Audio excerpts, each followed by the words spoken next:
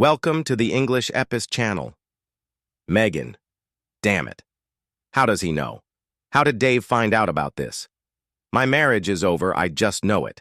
The courts will see Dave as the primary guardian of our children, and custody will be granted to him. I'll become a social outcast, avoided by practically everyone in this church-going community, forgiven by the priest with soft words, but judged by the look on his face, just like he treated Mary Skelton. She lasted only about 3 months after her husband found out about her affair. 3 lonely months during which the rest of the community avoided her, despite the priest's forgiveness. This community truly despises unfaithful spouses. I slammed on the brakes, screeching to a stop just 2 meters away from hitting a little girl who had run into the road chasing a ball. She looked about 3 years old, about the same age as my Paula. I had been driving too fast, too consumed by my massive problem. The child's mother frowned at me from the sidewalk, even though it was her damn fault for not keeping an eye on her child. I glanced around and realized I was near a large park, just 5 minutes from home. I suppressed my fears, drove another 200 meters with shaking hands, and stopped before I hurt someone else in my distraction. How could Dave even think? No, that's stupid. Once Dave found out I had an affair, it was perfectly logical for him to think poorly of me and want to cover his bases. He might run a small editorial service from home, but that doesn't mean he's stupid. Far from it. As soon as he found out, of course, he must have thought this wasn't my first time and started doing DNA tests on the kids. But how the hell did he find out? Carl and I were so careful. The thought reminded me of Carl. I picked up my phone and scrolled to Carl, listed as a recently hired colleague if Dave ever asked. My motto was to stick as close to the truth as possible. My message, "Can you talk?"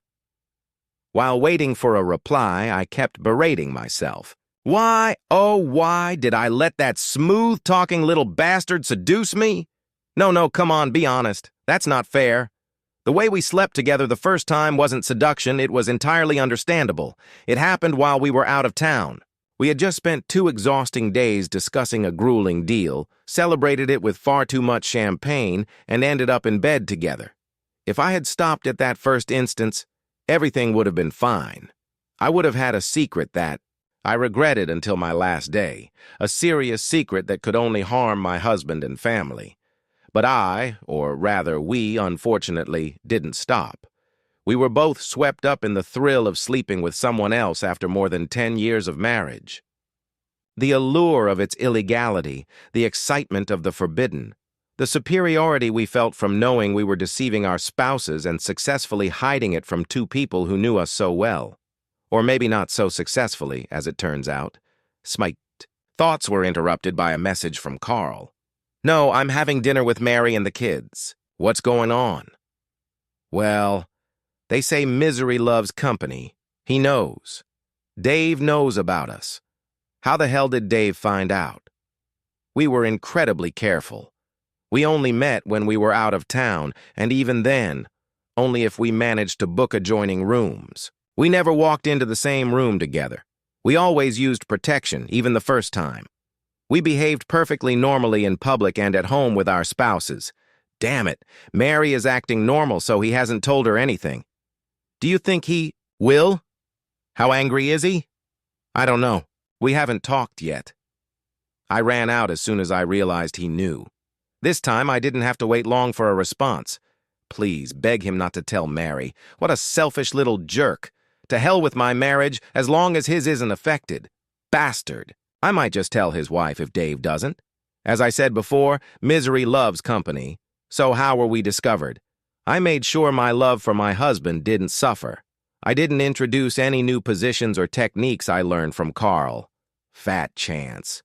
Sex with Carl was vanilla and uninspiring. He was smaller, lasted less time, and was far less adventurous than my Dave. Honestly, if it hadn't been for the illegality of it all, it wouldn't have lasted those 6 times over 7 months we actually had. How unlucky that we were caught before I was planning to end our affair after our next trip in 2 weeks. Damn. Focus, Megan.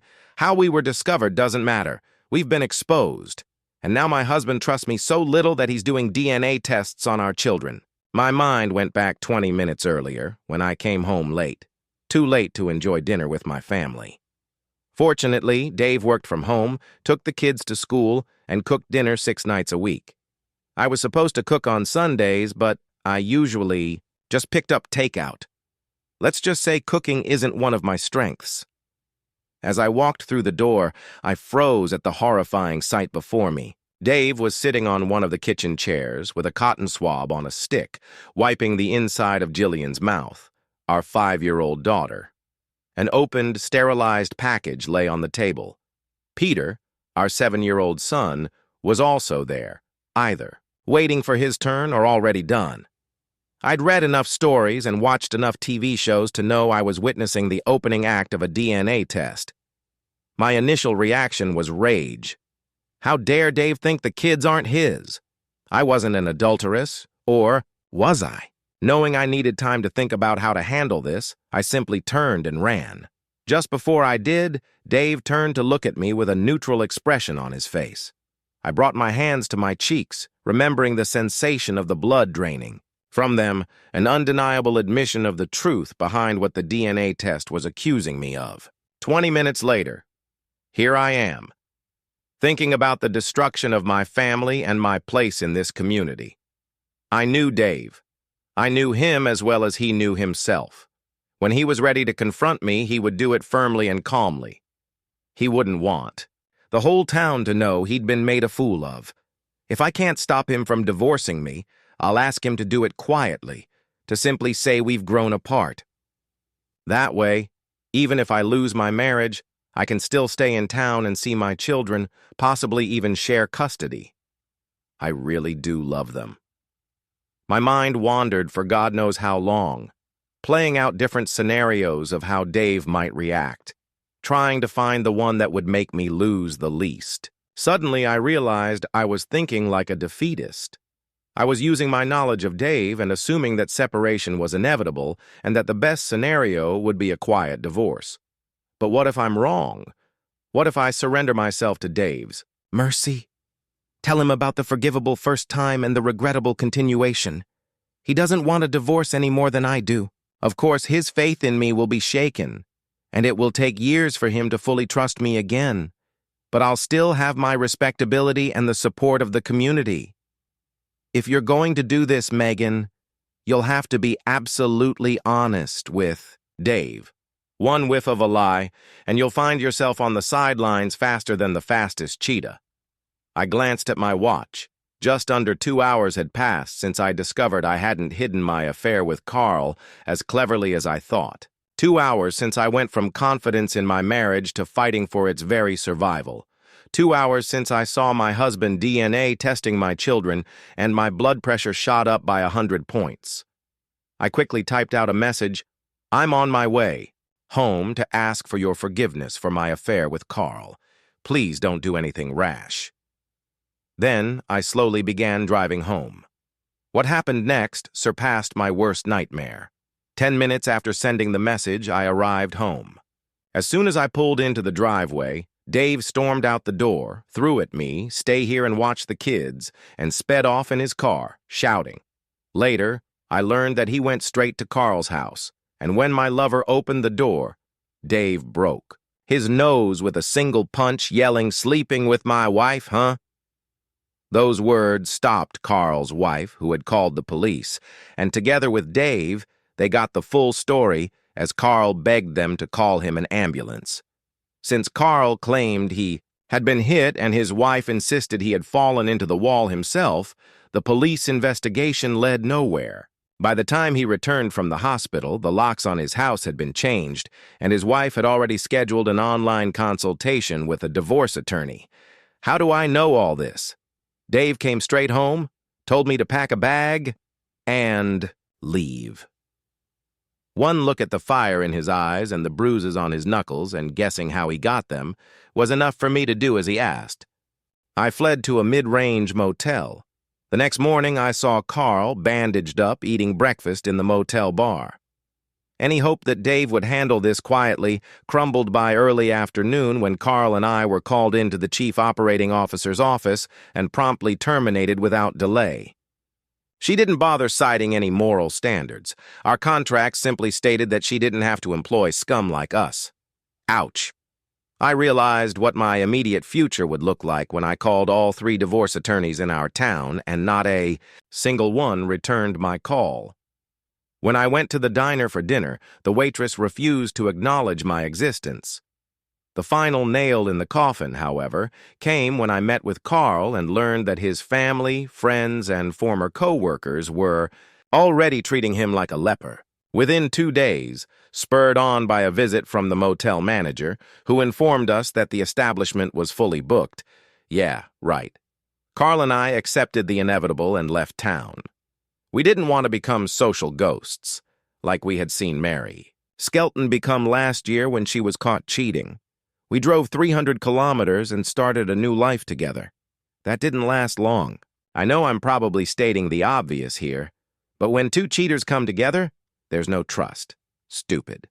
I never realized how crucial trust is in a relationship until one evening when I found myself fighting the urge to check his phone while he was in the bathroom. By the time I finally gathered the courage to ask Dave if I could return to town to visit the kids on the weekends, they had all moved on without me. He was quite the catch, and as soon as he became available, the vultures, attractive singles and widows, made their interests known. By the time I got my act together, a stylish pair of shoes was already under Dave's bed, my kids had a stepsister, and they were calling another woman mom. Now that I'm too old to start another family, all I can do is sit and contemplate the lonely life ahead of me, Dave. I'm lying here, glancing at the bedside clock. 11:05 p.m. Ruth's gentle breathing beside me reminds me of our 2-hour sexual marathon earlier. Damn. Sex with someone new after 10 years with one woman was good. Damn good. We did things that were on the edge of being unacceptable. And I enjoyed myself at least 3 times, Ruth, far more often. Yes, life is good, though a bit peculiar. My wife cheated on me, but before I had the chance to fully mourn the death of that marriage, I was seduced by someone younger, more beautiful, and far more sexually adventurous, as my completely drained body proves. The surreal final day of my old marriage still confuses the hell out of me. Maybe if I process it in my mind for the 10,000th time, it'll finally make sense. How did it all go? On the last day of my marriage, Megan ran into the house and, without saying a word, simply turned and left again. I heard her car start and drive off. I was busy for a few more minutes, and by the time I called Megan's cell phone, the line was busy. Not finding any signs of her presence, I began putting the kids to bed, and they quickly fell asleep. Unfortunately, not seeing their mother before bedtime wasn't an unusual occurrence.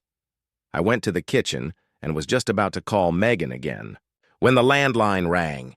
The display showed an unrecognized mobile number. The next few minutes, as best as I can remember, went something like this. "Hello, this is David Brown." Hi, Dave. It's Carl." Of course, I knew Carl. He had started working with my wife some time ago. I'd seen him at a few work events and had even been invited to his housewarming party. What was his wife's name again? Rebecca? Beck? Something like that. Very attractive, nice figure, and a couple of years younger than Megan and me. Carl, on the other hand, always struck me as a bore. Arrogant, smug, looking down on me as if from a pedestal, a legend in his own mind. The last person I wanted to talk to after a long day was Carl, which is probably why my next words didn't sound particularly friendly. "Yeah, Carl, what can I do for you? What will it take?" I had no idea what he was talking about and stayed silent in confusion, forcing him to continue. "If my wife finds out I've been having an affair with Megan for the past 6 months or so, she'll cut off my balls and I'll lose my kids. So, I'm going to be blunt, Dave. What will it take to keep your mouth shut?" I don't remember dropping the phone and collapsing onto the floor, but I must have. The devastating news that my loving wife had betrayed me in the worst possible way hit me like a sledgehammer. I had no suspicion and couldn't believe it, and yet the desperation in Carl's voice was hard to deny. Then my mind turned to something that had been on my mind a lot recently. Why had my wife seemed emotionally distant from me and the kids over the past 6 months or so? Nothing drastic, but there had definitely been something. Later, I realized that the first stage of grief, denial, lasted less than 30 minutes. It was quickly replaced by anger. A blinding rage consumed me, masking the pain of my loss.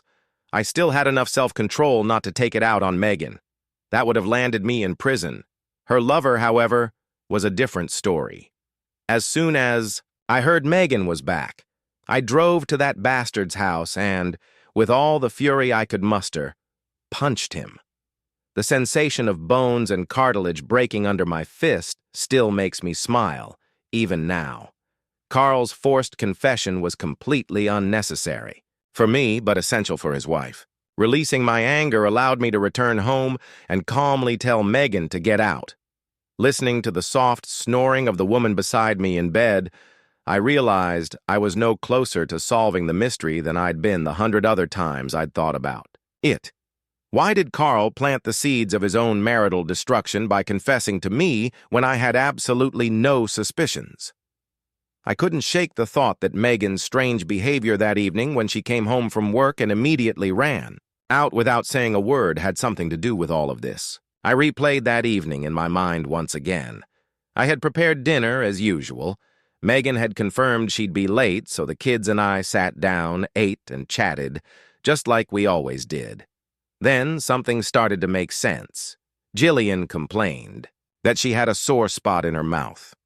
I grabbed a flashlight, pulled down her lower lip, and saw a small ulcer.